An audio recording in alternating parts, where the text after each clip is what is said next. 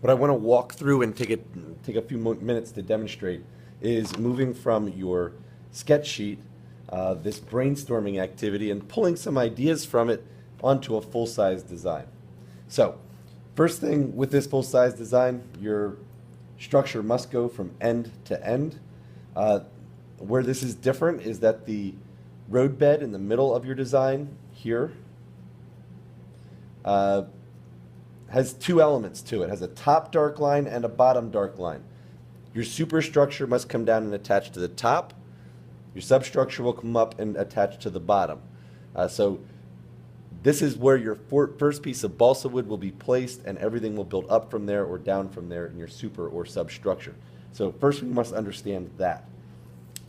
Then I think what we need to do is identify our favorite super and substructure. I'm just going to take Kristen from period 10's, I believe it's period 10, sketch sheet. It's the third one. It's simple, but I can walk through the process of taking the design here and moving it onto a full size of piece of paper here. One thing to take note of is that there is not a direct correlation between the size of the blocks. These are rectangular and these are square. The grid here is 1/8 of an inch by 1/8 of an inch. All these blocks are 1/8 of an inch by 1/8 of an inch.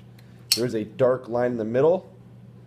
This is your midpoint, and if you need symmetry, that's where you basically need to start, because everything to the left and to the right has to mirror itself. Otherwise, it's not symmetrical, and I will ask that you redo this.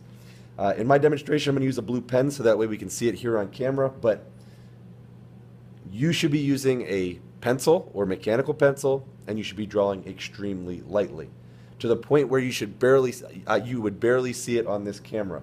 I used to use, or I still use, a rule of thumb. If you hold this at arm's length away from you, you should barely be able to see the lines. We want to be very, very light, so that way we can erase and move forward with the next step. But our initial goal right now is to make everything symmetrical and triangular, and then to have our super and our substructure align with one another. So to get started, I'm going to take a look here. Interesting design. It's kind of a modified Pratt, and there's actually a few elements missing. It's still triangular, it's still symmetrical, but it meets the needs. So looks like she takes the design all the way to the top here and has a diagonal down. What I can do is take a look and see where I believe a good point would be on either side. I'm going to go 3 inches out from the midpoint. It's good to use the midpoint as a reference, so that way everything stays symmetrical. Excuse my voice, I'm getting sick. So I'm going to go from that point 3 inches away down to the very end of my roadbed on each side. And those two lines mirror each other about that midpoint. So that's a good start. Going to connect this across the top because, well, her original design, her original sketch came across the top. And that's really tough to see because it's right across the top line. Maybe I'll go over it again here. Try and darken this up. All right, a little darker. Still tough to see.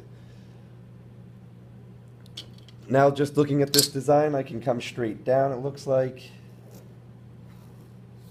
on either side. And then it looks like I have a V created on each side. Now, because I'm 3 inches over to that vertical line, I'm going to go 1.5 inches, that midpoint on each side. I really encourage you to mark the points, check their symmetry before you draw any lines, so you can avoid ending up with a very messy design. So I'm going to come down, I'm going to go back up as her design appears to do.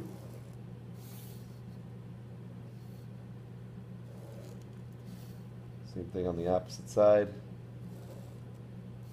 All right, and there's the superstructure. It looks very similar.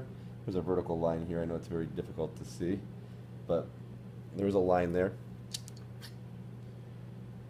And then I need to move on to my substructure. Now the key here, the part that we're adding, is that we want our super and substructure to have common glue joints. Locations or possibilities for common glue joints, where my superstructure connects to my roadbed, all the way along these 4 points. Okay, so there are 4 specific points in the middle of this design that they can have common glue joints. I might even do something out here at the end to ensure that I can have common glue joints out towards the end of this design as well. So I'm going to probably add one out here and I'll show you what I mean by that in just a moment. All right, so I got the 4 that are already there, and I might have to add one at the end. So what we have is, it looks like 4 rectangles. I'll drop a vertical there. I'm going to drop a vertical there to create my rectangles, just like her original design. And the same thing over here. It shouldn't take long. Go the other way so you can see it a little better.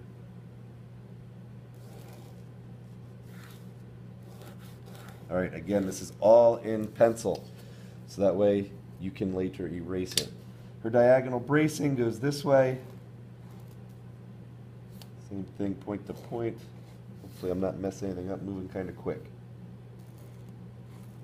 All lines at this point, at this phase, need to be done with a ruler or straight edge along the side of the room. Sometimes people like using the clear triangles. They work fine as well. And then I'm going to come over here and I'm going to attach this final diagonal. All right. Having done that, I've created a connection point here that doesn't have something on the other side of the structure to balance it out or to connect with. So I have this area that doesn't receive a common glue joint. This can be a very simple fix. In my case, I'm going to draw 2 additional lines, a vertical brace, so now I have a common glue joint here, and then I can come the other direction with a diagonal brace piece as well. So still triangular, still triangular, still triangular, but I have an additional connection point. You don't need to create these circles. I'm just doing that as to help show you how that common glue joint will work as it works across the road bed. All right, so I now have my completed triangular symmetrical structure. After this is completed, I need to approve it, so don't move forward without seeing me. I'll make sure everything, I'll give it a double check, and then we'll move forward. In the next phase, we will be adding thickness and planning out exactly where each glue joint goes, like the samples on the board currently have.